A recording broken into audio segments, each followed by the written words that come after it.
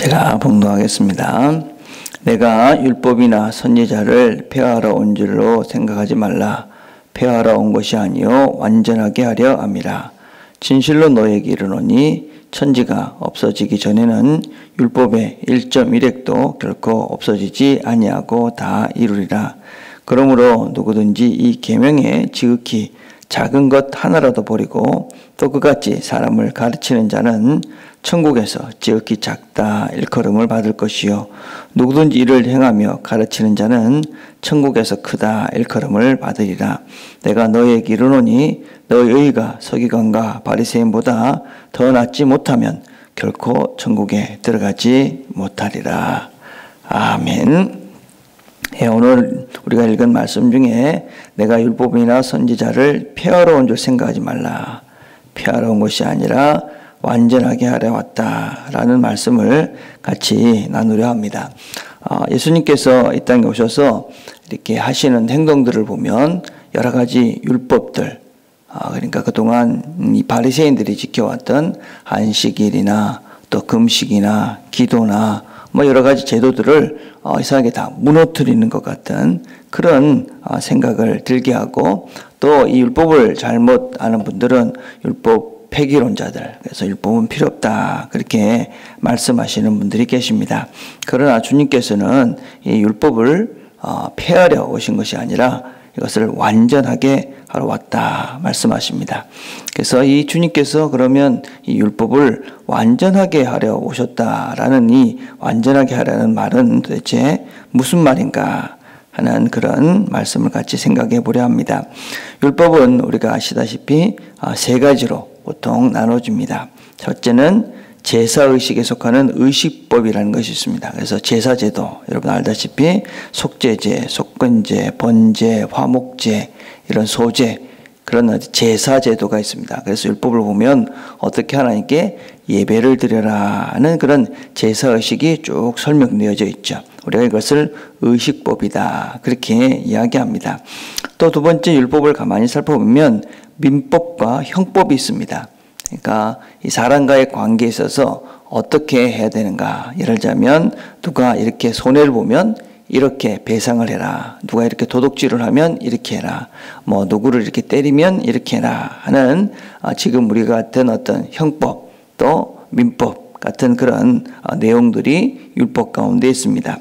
세 번째는 도덕법이 있습니다. 도덕법. 예를 들면 십계명이죠, 그죠? 살인하지 말라, 도둑질하지 말라, 거짓말하지 말라 라는 그런 사람과 사람들 사이에서 지켜야 되는 윤리적인 그런 에틱, 그런 것들이 있습니다. 자, 이런 세 가지 것을 주님께서는 어떻게 완성하셨는가 하는 것입니다. 첫째, 우리 이런 제사의식.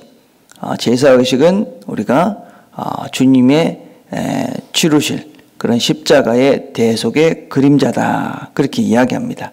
그래서 우리가 제사를 드릴 때 이 제물을 끌고 와서 거기다가 내 죄를 전가하는 안수를 하고 그리고 피를 흘리고 그것을 다 태움으로써 그 사람의 죄를 사하는, 그래서 제물이 필요하고 피사음이 필요하고 그 다음에 그것을 희생하는 희생 제물이 필요하고 그리고 내 죄를 대속하는 그런 대속의 그런 과정들이 필요합니다.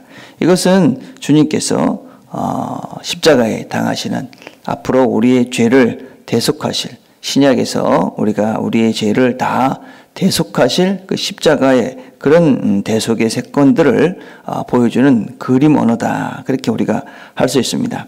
그래서 히브리서 9장 12절에 보면 염소와 송아지의 피로 아니하고 오직 자기 피로 영원한 속죄를 이루사 단번에 성소에 들어가셨느니라.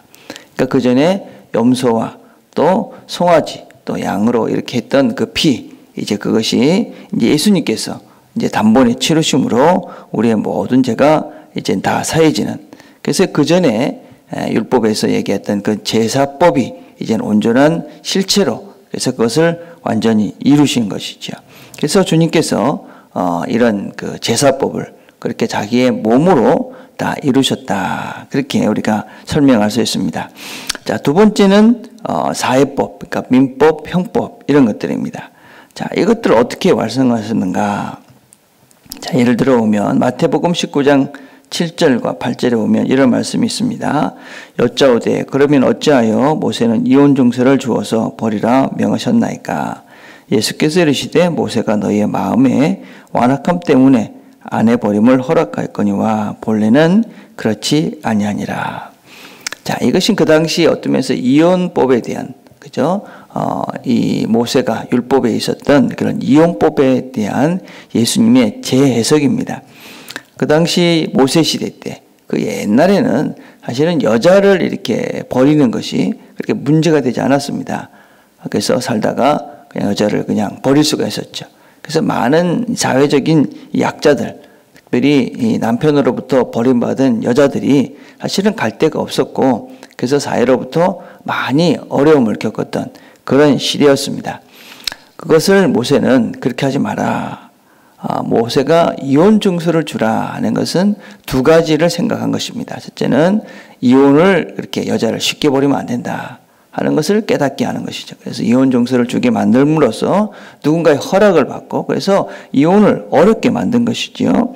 또 다른 것은 그 여자에게 이혼 증서를 줌으로 인해서 여자가 나는 잘못한 것이 없는데 남편에게 버림받은 존재다. 그래서 그 여자가 다시 시작할 수 있는 근거를 만들어주기 위해서 사실은 이혼 증서를 주라. 그렇게 말씀하신 것이죠. 그 이혼을 해도 된다 하는 것이 아니라 그 사회적인 문화 속에서 이혼이 아니라 여자가 너무 쉽게 버림을 받기 때문에 그 버림받는 여자들을 보호하기 위해서 만든 것이 이 모세시대에 이혼 증서를 줘도 된다 이런 것이죠. 그런데 이것이 예수님 시대에 와서는 그냥 이혼 증서를 막 써서 주면 그냥 이혼을 할 수 있는 것으로 이야기를 하니까 그것이 아니다. 그것이 아니라 아내를 버리는 것은 옳지 못하다. 그래서 주님께서 그 전에 어떤 면에서는 잘못된 제도들 속에 어떤 면에서는 미약한 원래의 의도를 제대로 알지 못하고 있었던 이런 원리들을 주님께서 온전한 완전한 그런 해석을 통해서 이 법들이 어떻게 지켜져 가야 하는가 하는 것을 말씀해 주시는 것이죠. 그래서 원래 의도한 바를 바르게 설명해 주시고 또 바르게 깨닫게 해 줌으로 인해서 율법을 완성해 가셨다. 그래서 교훈을 분명하게 그들에게 보여주심으로써 율법을 완성해 가셨다. 그렇게 말씀합니다. 그래서 우리가 하나님 말씀을 이렇게 들을 때 이 원리를 잘 배워야 되는 것이죠. 문자적인 뜻이 아니라 이 원래 가졌던 그 예수님의 마음이 뭔가 이걸 이게 찾는 것이 우리가 사실은 이 성경을 바르게 이해하는 것이죠. 근데 우리가 지금은 성령님께서 또 예수님께서 이미 모든 그런 과정을 다 치르셨기 때문에 우리가 기도하면 주님께서 우리에게 이 율법의 온전한 뜻을 우리에게 가르쳐 주시는 것이지요. 자, 세 번째는 도덕법입니다. 이렇게 얘기했던 그런 십계명 같은 것들이지요. 이 십계명을 어떻게 주님께서는 완성하셨습니까? 그것은 자기의 삶을 통해서 완전하게 이루셨죠. 이 십계명을 지켜가는 삶이 무엇이다 라는 것을 자기 몸을 통해 다 보여주셨습니다. 율법의 처음과 끝은 무엇입니까? 그것은 바로 하나님 사랑과 이웃 사랑입니다. 하나님을 사랑하고 이웃을 사랑하는데 어떻게 하느냐? 요한복음 15장 10절을 보니까 내가 아버지의 계명을 지켜 그의 사랑 안에 거하는 것 같이 너희도 내 계명을 지키면 내 사랑 안에 거하리라. 주님께서 그 계명을 하나님의 그 계명을 다 지켜가심으로 인해서 이것이 바로 율법을 어떻게 지키고 어떻게 완성해 가는 것이다 라는 것을 우리에게 보여주셨죠. 그래서 자기의 삶을 통해서 하나님의 계명을 지켜감으로 하나님 뜻에 순종하고 그리고 세상 사람들을 어떻게 사랑해야 되는지를 자기의 몸을 통해 자기의 몸을 우리에게 다 주심으로 인해서 그래서 이 율법의 계명을 완성해 가셨습니다.